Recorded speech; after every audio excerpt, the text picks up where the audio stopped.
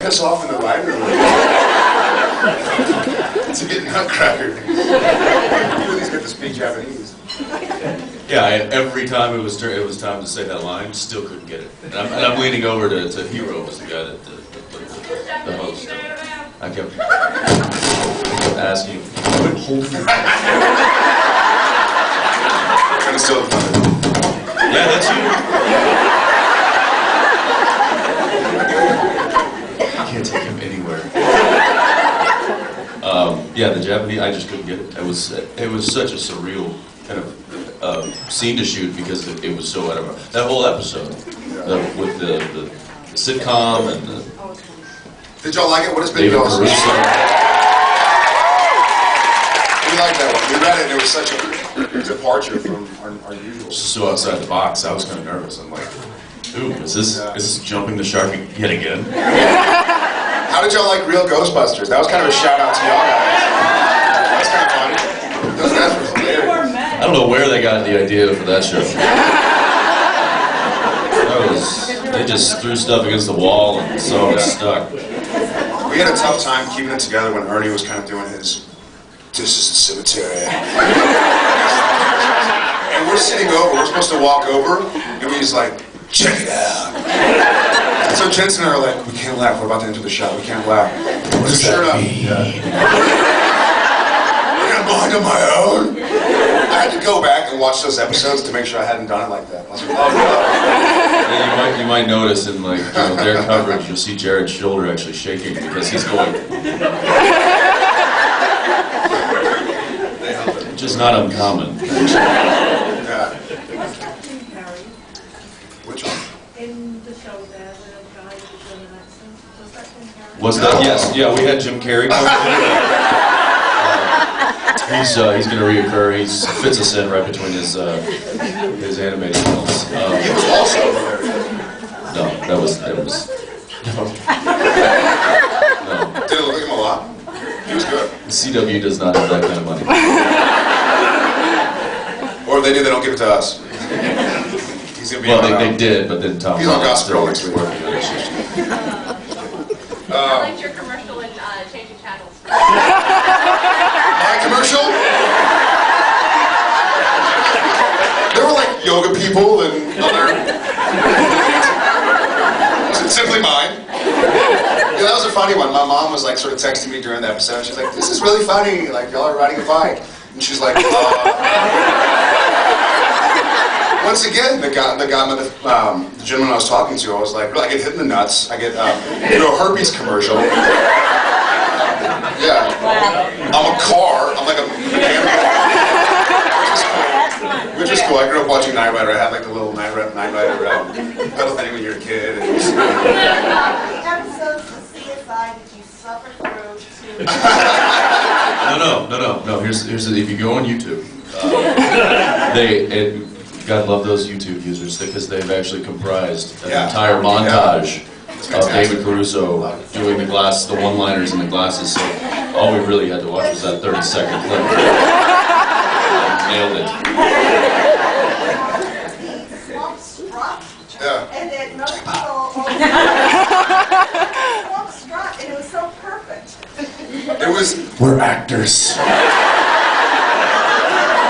You know what's funny is that Bob Singer, we all know, he was like, "Have you ever seen Jim Carrey and David Letterman doing Caruso?" And I was like, "Yeah." And he goes, "That was your Caruso." He was like, "You were doing Jim Carrey, doing David Caruso." Yeah, Jared was doing the Jim Carrey's version of Caruso. I just didn't feel comfortable channeling David. I didn't want to go there with my psyche. I didn't know if I'd ever... Because once you go there, Yeah, I didn't know. I'd heard rumors. it's a dark road. Yeah. What's funny is it actually has been a running gag on Supernatural, on set of Supernatural for like years. And whenever there's sort of a line that's a bit on the nose, we'll kind of do the plane crashed here. You know?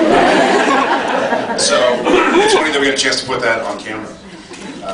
And apparently, I actually got that, snuck that line in. Yes, you did. My plane crash here. That was not in the script. also, right, no talent, douchebaggery. That was That was not in the script. He has a little writing credit at the end, co-written by Jensen Ackles. Apparently, just, get a wild hair. Apparently Shonda Passionate Rhimes about created David Grey's Caruso. Anatomy. The which? So I'm very passionate about David Caruso's douchebag. We have a friend, or we have somebody who works on set, and she's friends with Shonda Rhimes, who created Grey's Anatomy, her assistant. And she's like, apparently Shonda loved it, like, had a great time watching Dr. Sexy and watching Jensen's kind of fangirl reaction. I thought that was really funny. I didn't know how that was going to turn out. I like the doctor. He stood there. He perfectly stood there, like, waiting for... That was good. It was good. I have something to say. There's going to be an auction later today, and I grew up in San Antonio, Texas, doing like black plays. And, I know, yeah. Good on you. And my mom is a teacher still in San Antonio, and there's UIL is the school board. It's called University Interscholastic League, and it's the kids that go and compete in plays, compete in drama events. And so she's fundraising some money, so I figured I'd kind of help her out, and all the money is going to go to her students. But I'm wearing Sam Winchester's Season 3 watch. I'm a big watch fan.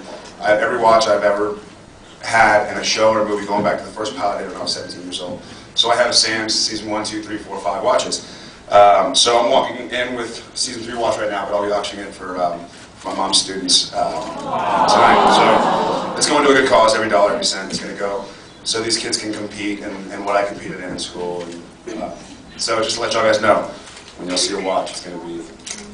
And he's also auctioning off his pants.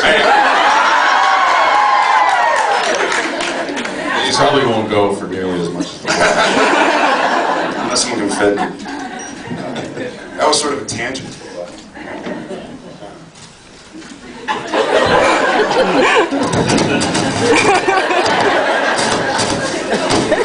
You're so technically savvy. I know. You think after all this time, like, nobody. Absolutely. Have we run out of material to talk about? We can dance. I can't dance. What's that?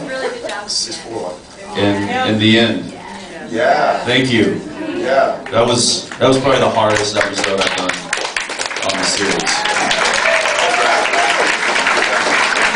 That was and you guys should know the guy that played me when I wasn't playing me. They had actually gone through a casting process to see if they could find an actor to come and play.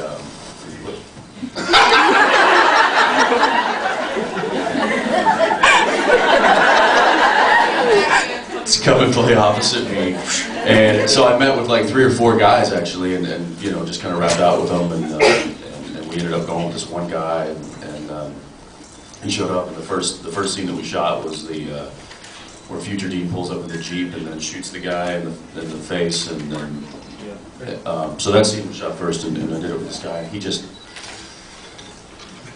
couldn't. It just wasn't working, right? So we immediately, the producers were like, "It's not working. It's just not, you know, it's not getting what we want." And so I said, "Listen, why don't we just get the guy who next to me has played Dean Winchester more than anybody, which is Todd Scott, my stunt double." So Todd Scott, who is an amazing stunt guy, and he's made me look like a badass since Dark Angel, actually. Who has never done on-camera lines or anything like that. I begged him, and he was like, "All right, man, but you know, I'm gonna warn you. I don't know what to expect." And I mean, this guy he sat there in my trailer and was like, took it so seriously, and was running lines with me, and I mean, we're talking like 8 pages of dialogue a day for like 3 or 4 days. It was just Dean on the call sheet, so it was just me and him. All the stuff in the cabin and stuff like that, and it was just a mind boggle, because I'm so used to, as just like an actor, learning my lines. I think we've kind of fallen into the same, just a routine, is that we learn our lines and then we get on set and the scene kind of comes together organically. You know, I react off of what he's doing, and he reacts off of what I'm doing, and that's just kind of where we find the nuances, as Kim Manners used to like always said. He was like, "All right, boys, find those nuances." And that's what we get. Generally, those happen while you're working on the scene, while the scene's happening. I didn't have that. So that crush that I've been using, I guess it's not really a crush, it's just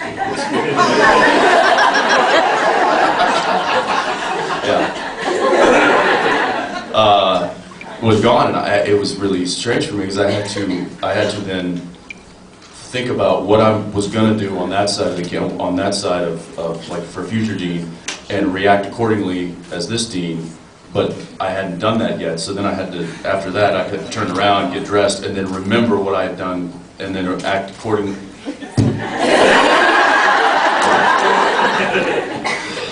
My brain was soup after the end of that. And I called Eric after that episode and I was like, hey buddy, just so you know, I'm phoning in the next 5 episodes. So. It's the last day of episode 3, I had 3 days off. I had a Friday and, I had a Friday off. I was off like the first day of shooting. And so, I had a 3-day weekend. I had been down in Los Angeles. So I come back and I'm like, hey, I'm ready to do like my Lucifer scene. And Jensen's kind of like, okay, he's a little stressed. I'm going to do my thing. I think you would hate that Lucifer scene ended up being like one of my favorite scenes. He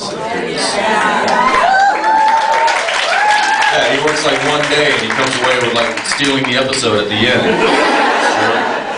But I love the twist. And it was such a refreshing thing for me because then all of a sudden, I was working with him again. It was like, oh, finally, something normal. And it turned out to be, really, really good scenes. It was a fun scene. I like the lighting effects. That was one of my favorite episodes when I read it, and it was kind of like it reminded me so much of the Terminator movies and just sort of I Am Legend. And I was like, you get such a cool episode. It's so neat.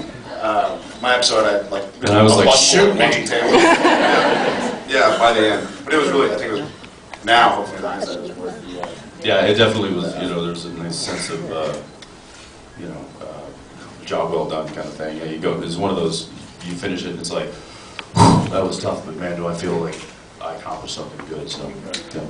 This is the first season where I feel like. I mean, we're halfway through episode 12 right now. We're over the hump, which is episode 11, and I feel like it's just blended together. Like I remember the end. I remember the last 2 that aired. But beyond that, it's been a blur. I'm trying to think of what's been going on this year. I have no idea. After the end, it's all wash. How was it to work with Chad Everett? Did he give you hints about? Oh yeah. I wouldn't know. Y'all met what, twice? Yeah, well, I mean we saw each other on set. He actually showed up a little early and he didn't like follow me around, but he just kind of. Would watch me work. He watched me do a couple of scenes just so he could kind of get the mannerisms, and I didn't realize that I was so Clint Eastwood-like.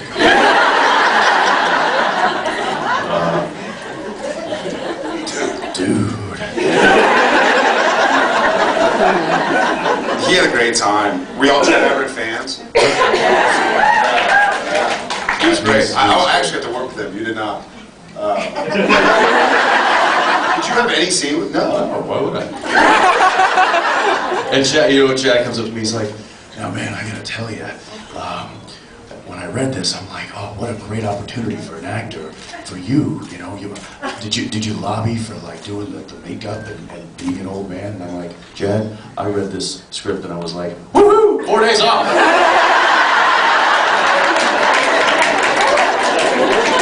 At this point, we don't have the only thing I saw. There's no opportunity there for an actor. I love the scene with him and Jim in the graveyard. Yeah. Real man. You got your hand up and you're being so polite. Is Sam really still have bad blood in him because he always does such nice things? I think he always will. I don't think we've really touched on that too much, but I think he always will. And I mean, as we see, and I guess the future can be changed, but he was Lucifer, at least during the end, so that was supposed to be 5 years from now, so he's got to have something going on. And I think that was the idea, and that was sort of the arc last year, is that sort of the tainted blood isn't something that you can kind of exfoliate and go like, all right, it's out of my system. We're going to get him into the Betty Ford. Yeah. For demon blood. I don't know what to... You. Do you think that Dean has ever told anybody that Sam tried to kill him, that tried to strangle him? I doubt it. I doubt Dean's ever told anybody anything. He's a closed book. We have a really cool episode though coming up where we have to sort of infiltrate an insane asylum, and so we have to act insane. And so, but the funny thing is, acting insane is us being us. I sucked demon blood, and then I killed. I started the apocalypse. I killed the demon. Yeah, we just tell them the truth. And they're like,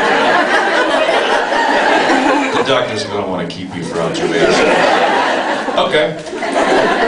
We worked with a great actor, for those of you who know Napoleon Dynamite, John Breyer playing Uncle Rico. Yeah. Yeah, he's great. He's really funny. He was really good. Yeah. He plays an old hunter, like one of Tad's friends. Yeah, very awesome. Yeah. Funny episode. It's kind of not bad. That was what, 10? I don't know.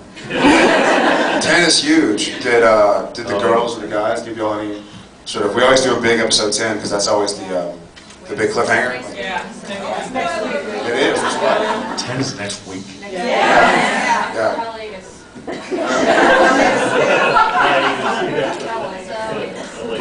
Colitis. I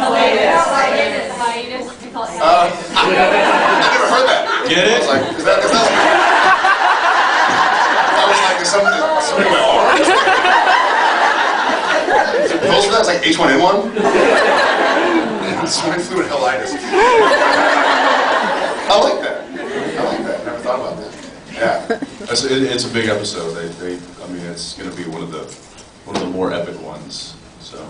And now we have a really cool set to shoot because the Watchmen set, which is about a block away, as y'all probably saw those who went to Vancouver, we shoot there all the time now. That was the end, obviously, and we get to go back for episode 10. It's kind of this great opportunity to build new cities and get more of a feel of the outside. And after 93 episodes or whatever of shooting all over Vancouver, we sort of shot it out, so it's nice.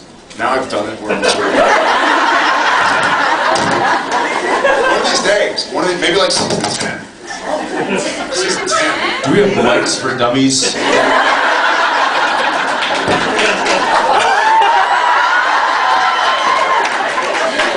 If I could waltz, I would. Cancel. Yeah, we have a cool set to kind of play. Yeah, of course, now that... So, basically the set. It's fantastic. Got it, I'm back.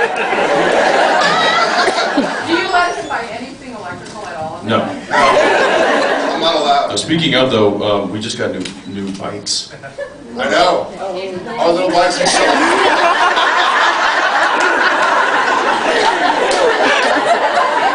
We didn't enjoy that at all. No, you know the little scooters that we were riding. We upgraded. Those were actually ours. Those little scooters that were on, the green one and the little blue one were his, and we kind of ride them from trailer to set. You buy them at Canadian Tire, like plug them into a socket. But they're weight rated for like 120 pounds. They're also age. I think it says 13 and under, or 120 pounds and under. So we're like double the age and double the weight. So we upgraded. We haven't figured them out yet. Yeah. We figured now that ours have been on TV, we can retire them. That's right. That's right. So now we've got bigger, better, faster ones. Ones that actually get him around set. He doesn't have to walk with us anymore. He just zips by. Come on, guys. Yeah. Was that Cliff? How are we looking? We're good. We're good? We have about 6. All right. You said in season 4, Jensen, that your favourite iconic scene was the hand coming up through the earth when you came back to life again. Where was I in that scene? Probably Los Angeles. Or Hawaii. Can you just tell us how you filmed that scene? I presume I didn't tell you. That was a Kim Manners episode. What he had done is he had had them dig a big giant hole, build a wooden box in the hole, then fill it over with earth. So there was like a little pipe for ventilation, And of course, we shot this in, like the beginning of July, and it was not cold. And in the top of this kind of underground wooden box was just a hole cut, probably about that big wide, and they laid a neoprene type of membrane kind of over it, almost like a wetsuit, and it was just layered, it was doubled over. So I had to kind of go like that, and then there was about this much dirt and earth to get through as well.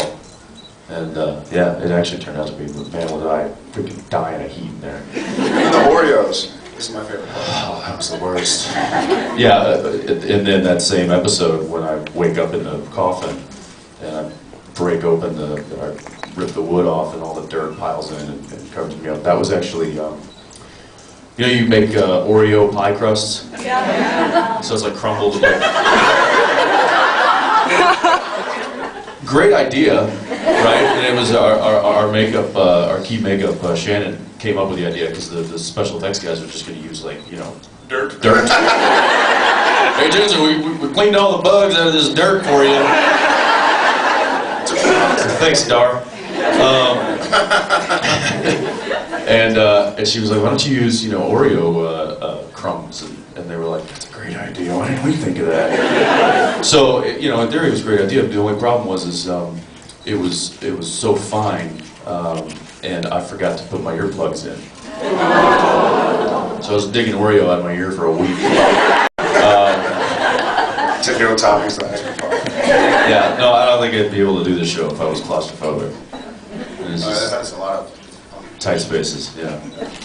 Yeah, not fun. How did you fit in those ducks in that episode, Family Remains? Oh, yeah. Not easy. In fact, just getting in was kind of a task because I had, the camera was there, and I had to crawl in, and I kid you not, like the hole to get in was maybe that big around, barely big. Like I couldn't get my shoulders through it. I had to go like this, and they were like, okay, if you just like go in, like head down and snake in, and I did that once in rehearsal, and it just ripped my shins because it was all metal and wood. So it just ripped my shins up, and I'm like, all right, I'm not doing that again. And then I was like, there's got to be a way I can get into this, a little more, a little better and a little more stylish. Vampire. Yeah, vampire. And so I was like, wait, what if I went in upside down and then held on, and then it worked out. So yeah, but it was very tight. They were showing also, Tight it was spaces. on a raised platform so they could get the camera in and around it and stuff, and so it wasn't like you're getting into it on the ground. You had to be on a platform. You had to climb up on a ladder and then get in. I mean, the whole thing sat up about this high. Yeah. So the things we do. Shoot. Okay, if there's going to be season 6, would you like to do that, and what possibly could you add to everything you've done already? If they keep writing and you guys keep watching, then I'll keep doing it. So.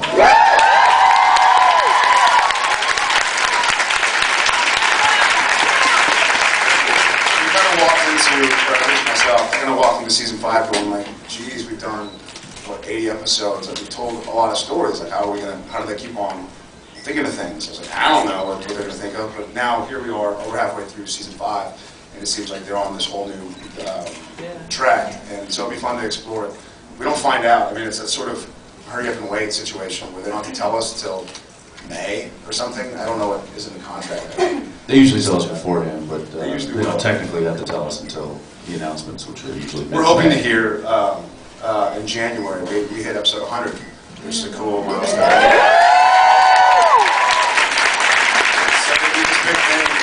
They did it for Gilmore Girls. I'm sure they did it for Smallville and stuff, but they'll hold a party for 100th episode, and I think that'd be a cool time for them to release one. When is that?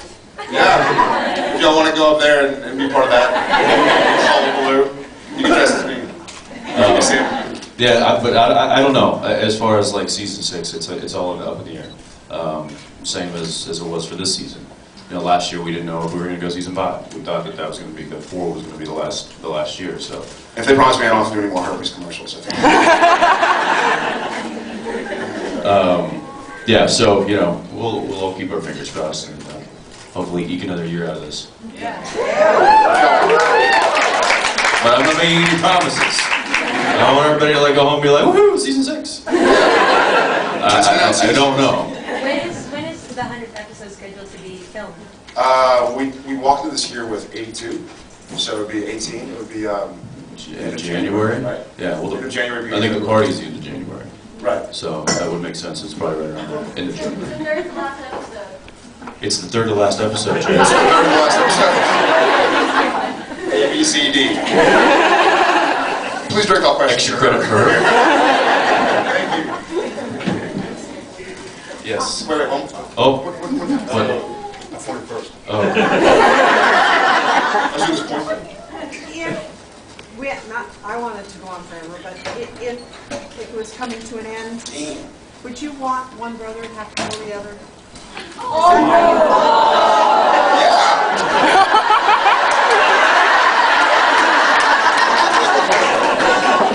I don't know. It's funny because I think it'd be pretty epic.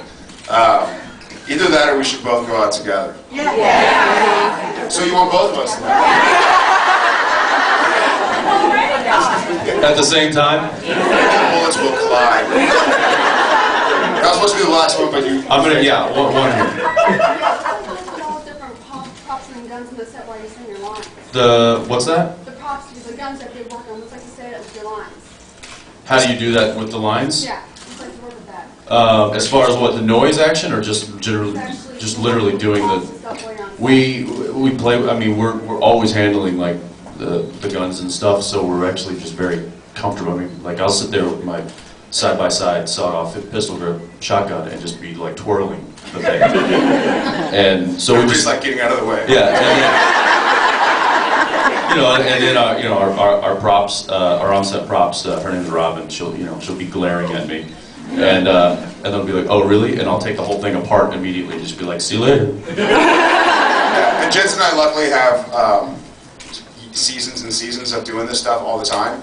But Samantha Ferris, God love her, she's not really versed in the world of guns. So episode 10, which is about, you're going to see it this week, you've probably seen in the previews, we're running, we're shooting shotguns, and we're carrying people, we're kind of running off. Poor girl, we have these, they're full loads of Blanks. They're blanks, but they're but still, if you point at somebody and shoot, they're going to feel it. You know, it's not shooting at well, there's also wadding that comes out of a blank, which is how no, Brandon Lee. Thank you. Sorry, which is how Brandon Lee died. Was the wadding that came out of a blank. And so we're running, and I guess, and the shotgun that she has, you're supposed to shoot it, and you have to really give it this big crank to dislodge the empty shell. To rack it. Yeah. But she kept on, and we're all kind of running back and shooting, and she'd kind of like not get it all the way down, and then she'd be like, and we're running the scene, the camera operators are running, and they're on this like rickshaw type dolly, and people are like running with cords and cables, and the boom guys are running. It's like what I'm carrying Alona, and I'm like. And she'd fire, and then it wouldn't go. In the middle of the take, she'd be like, my thing is not. So,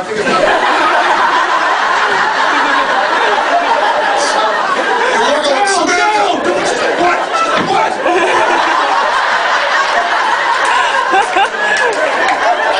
Put the gun down! And then fire! Still got live rounds in it, right? And she's like, it's not.